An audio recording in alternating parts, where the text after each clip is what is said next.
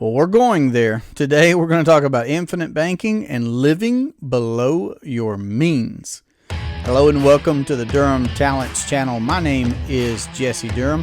In today's episode, we're going to be addressing the idea of living below your means. Now, this has been very popularized out there in the financial entertainment world, and I also acknowledge that it's a very basic, very fundamental, standard approach to personal finance to say simply live below your means. I think that many of us can benefit from walking that out a little more. I also agree that we could take it at face value and implement that in a very simple way.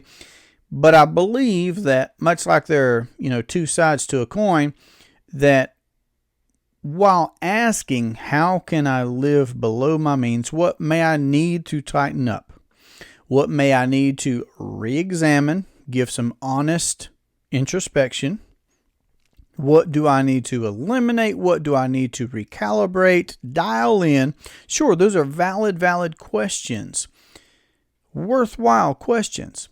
But again, the other side of that coin, I believe, would be, well, how can I expand my means? What can I do? What can you do to increase our ability, our footprint, our market share, whatever it is that we're doing? How can we increase that? How can we grow that? How can we intentionally and purposefully expand our abilities, our means, if you will? So I think that's a very, very valuable question. The how can I? How can we? The how.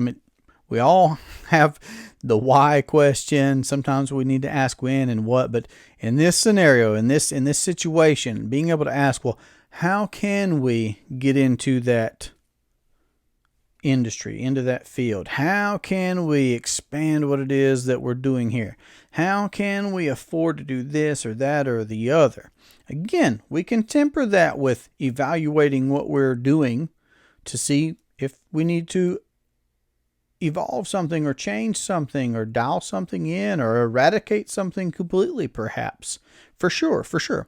That's just simply fighting against the arrival syndrome, which I believe we all suffer from at times. It's something that we constantly have to battle, and I do believe that it's very apparent out in the financial entertainment world that many strong voices, folks that I respect for lots of different reasons, as well have to battle the arrival syndrome and not be so dogmatic in, and I feel like I'm a very consistent person. So that's my whole point though. That's something for me to introspect on as well. That's something for me to combat against my own sense of arrival, because I'm a perpetual student. I've decided I want to continue learning throughout my life. I feel like there's a lot of value in being certain about some things. And I am certain about some things, but I don't mind questioning everything also. So, in considering living below your means, what I would say the common ground is that whether we're considering Nash's input from becoming your own banker or someone like a Dave Ramsey, we can all agree that discipline is going to be necessary to excel, to win, to succeed at anything. Discipline is going to be necessary. Now, what I would point out is that the same discipline that may keep us from doing certain things can also be a discipline to propel us to do other certain things. So if I just take a real practical, pragmatic scenario from my own life and I say, well, my physical health and fitness, I could abstain from any kind of training. I could just eat any old particular way, not pay attention to my hydration, just all these different things that I could consider whether to cut out and limit. And that's worthwhile. There may be some things that I decide, and that's just me for me, you for you. And again, this is just one particular example. But I may cut out some things But what I also know is that for me to increase my strength, let's say, a proven way to do that would be to systematically titrate up by small increments what it is that I am lifting, let's say in a particular lift, and just titrate that up over the course of time, literally expanding my means, literally growing my ability by testing myself at a new level that I've never been at before. So I do love, and I've appreciated that in my own training over the past few years now, the idea of expanding my means, of growing my ability. Now, I believe that's readily applicable in the area of personal finance as well, and the idea and the construct of becoming your own banker. It does require discipline. And I know that what we focus on is likely to expand.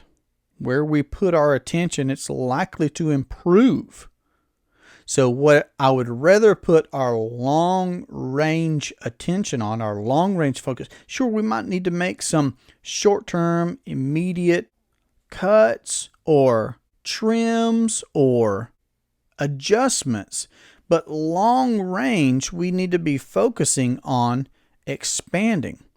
And that's so with infinite banking. See, when my wife and I got our first policy several years ago now, that didn't account for our entire need of finance, but it was a systematic beginning to account for our need of finance. It was our first piece of the puzzle in building a system of policies that over the course of our lifetime, and if we continue thinking intergenerationally, really long range here, changing the trajectory of the Durham family and how to build an intergenerational privatized banking system. So that would bring me to another point, and that would be that Nash encouraged us not to be afraid to capitalize. So to begin this journey of becoming your own banker, and in reference to living beneath your means, living below your means, that doesn't mean that we can hesitate to capitalize. Now, a lot of the same folks that encourage us to live below our means, and I'm not trying to refute that, I do believe in being wise and prudent and reasonable in what we're doing. I'm also going to promote the idea that we should expand our means.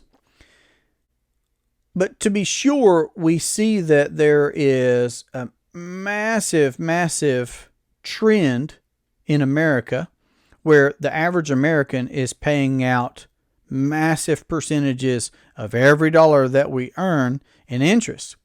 And our government is racking up debt like no other. I mean, these are just things that we can look at. You can go and check out, and I would encourage you to check out the debt clock. Just look up on the internet, the debt clock. You can see individual states' debts. You can see the national debt and how it's growing and rising, and you know what that looks like. So I'm on board with the idea that the Durham household, your business, your investing should operate within your means. I would suggest that we focus on expanding our means systematically, logically, reasonably, and with imagination, with some ambition to grow and expand our means and our ability as well.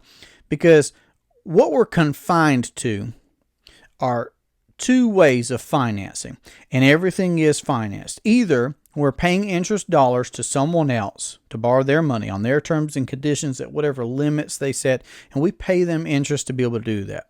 Or we amass our capital somewhere. My question is where. That's a very, very important and valid question. Where? And we forfeit the opportunity to earn on that capital, on that money. The economic value added. And when that's liquidated, we start back at zero from scratch. Whereas, if we systematically procure and obtain and buy for ourselves by paying premium, by not being afraid to capitalize, whole life policies with mutual companies that pay a dividend and have those policies properly structured, that's important, properly structured to be used for the banking purpose. I think of a very popularized saying today that I know from a former Navy SEAL commander, Jocko Willink, who is perpetually saying discipline equals freedom. And how I look at that saying through an infinite banking lens is, okay, if I systematically approach becoming my own banker by buying whole life policies with a mutual company that pay a dividend and they've been properly structured for the banking purpose, and I can access capital, guaranteed, in a known interest environment against the cash values that are simply a net present day, representation of a future death benefit. And I can access that capital as a policy loan against the cash values of a policy that I own. So it's perfectly collateralized. That is a perfectly collateralized appreciating asset. And I can now access capital in that known interest environment. And I have a system in place to be able to recapture that principal, pay the interest to myself, be an honest banker, pay interest, but pay interest to myself. That's just more capital in my system. See, now I've created for myself the freedom to do more. So now not only am I bleeding out interest dollars to someone else or losing the opportunity to earn on my capital, but now I can access my capital guaranteed, and it's growing in a compound interest environment on weekends, holidays, through pandemics, global shutdowns, whatever. And I can still access it. It's not locked away where I can't get to it. And I can access it for whatever it is that I need to do anyway.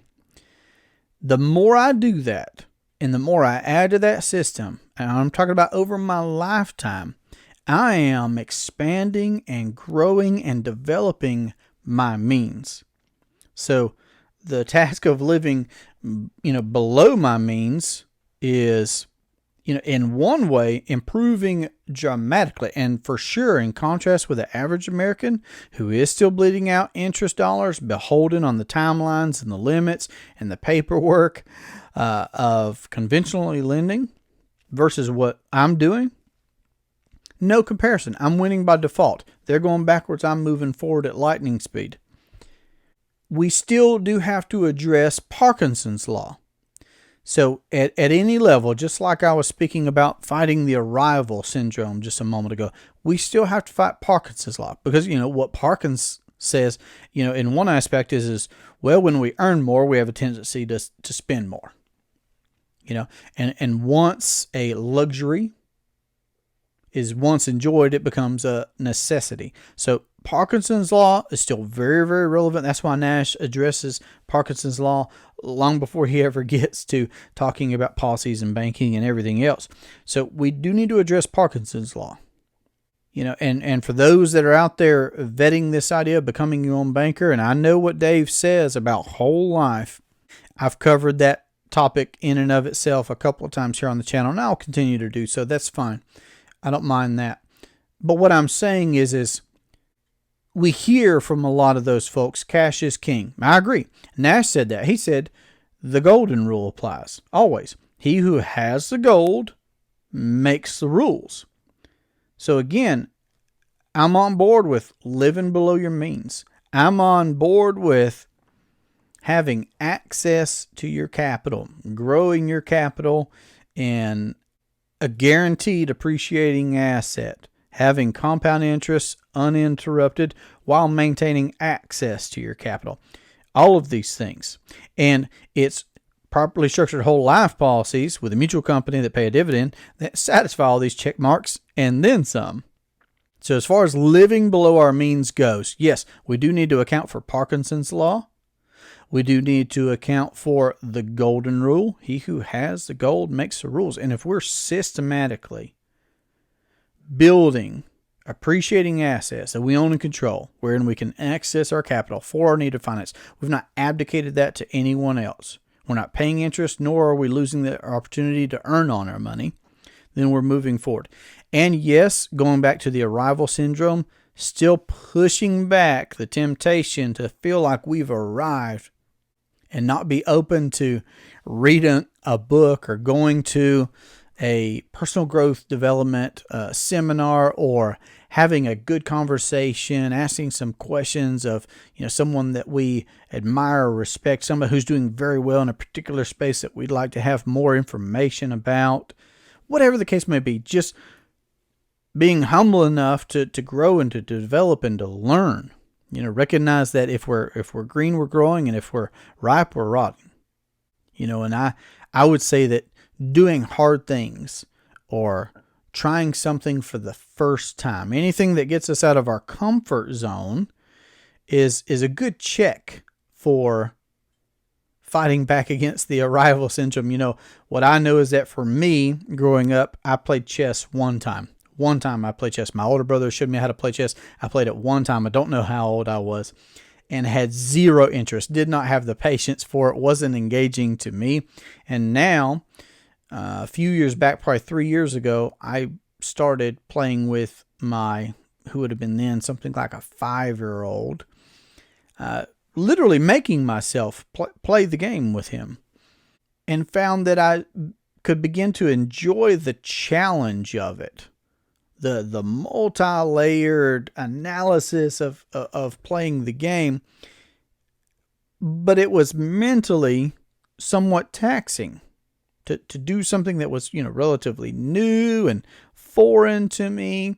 But there's a lot of benefit in that, is what I'm thinking. And to that point, I would say, if you're vetting this idea of becoming your own banker, I would encourage you to read R. Nelson Nash's book, Becoming Your Own Banker. You could read his second book, Building Your Warehouse of Wealth. You could dive in on this channel and just let iron sharpen iron. What Nash said about becoming your own banker is that it's a paradigm shift. And I don't know who else out there that you've heard of is talking about the fact that you can become your own banker. But that's what I'm doing here on the channel now. So as far as living below your means goes, great. Let's evaluate that. And let's also consider how we could expand our means, and just how becoming your own banker would put rocket boosters on what it is that you are already doing.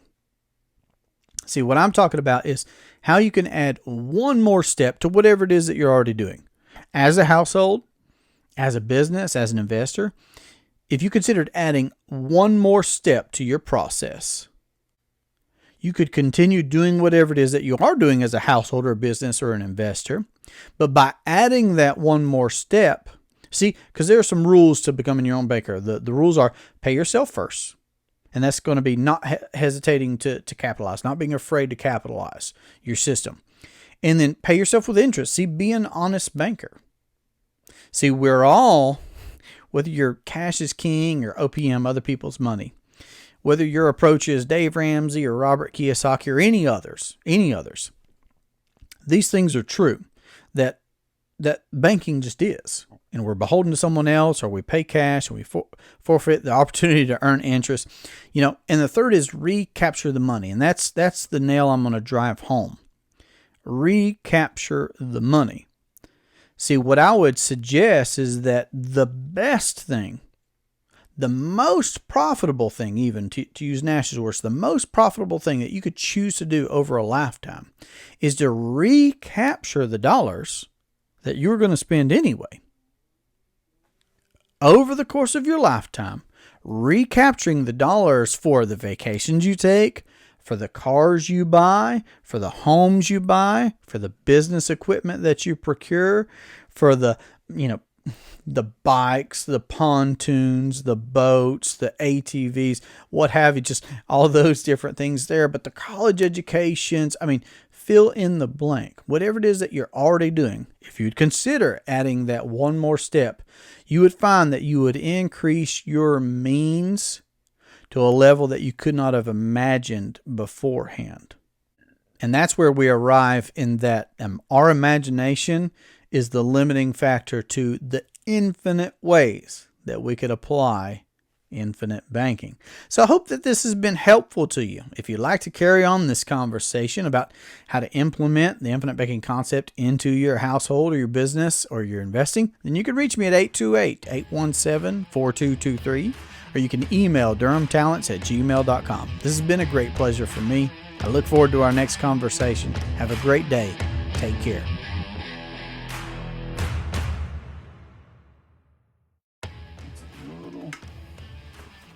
It's a little off. Let's get perfectly centered here. Well, what am I wanting to say here?